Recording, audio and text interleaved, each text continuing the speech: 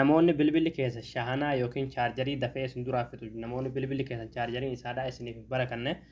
bilbilli keessa wanni chaarjariin isaadhaa dafee isin jalaa dhumuuf yookiin shahanaan isaadhaa dafee isin jalaa dhumuuf yoo haanni isin chaarjarii ittiin godhatan sun yookiin mataan haada keessanii kan chaarjarii ittiin godhatan sun aslii yookiin orjinaala hin ta'in baxxaariyaa bilbila keessanidha kana yeroo ittiin guuttatan jechuudha dafee isin duraa dhuma jechuudha isiniif hin barakatu jechuudha waan haanni isaadhaa sun yookiin mataan haada isaadhaa sun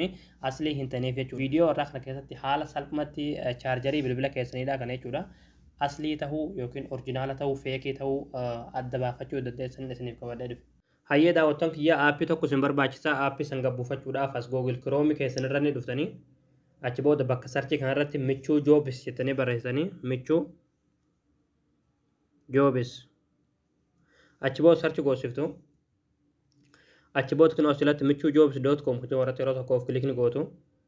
achi booda haala kanaan asitti isin fida asirratti ayikoonni sarchi kanarratti yeroo tokkoof kilikni gootu achi booda bakka sarchi kanarratti chaarjer jettanii barreessanii chaarjer achi booda sarchi goosiftu achi booda haala kanaa suuraa kan isin fida suuraa kanarratti yeroo tokkoof kilikni gootu achi booda aappicha gabbuufachuudhaaf asirra suuta gadi ni deemtu suutumaan gad deemtu hanga dhumaati gaduma deemtu kinoo as jalatti aappii as tuqaa buufadhaa kajuu jalatti daawulood kajuun jira daawulood irratti kilik gootanitti aappicha gabbuufatanii achi booda aappicha gabbuufatanii yeroo irra galtan jechuudha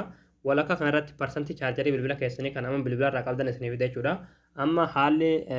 chaarjarii bilbila keessaniidhaa sun yookiin mataa chaarjarii bilbila keessaniidhaa sun orjinaala ta'uu feekii ta'uu adda baafachuu dandeessan jechuudha jawwaala keessan kanatti yookiin bilbila keessan kanatti chaarjarii itti keessa jechuudha yookiin chaarjarata keessan jechuudha achi booda haala kanaan diimaa isin agarsiisa jechuudha isin galee matarratti jechuudha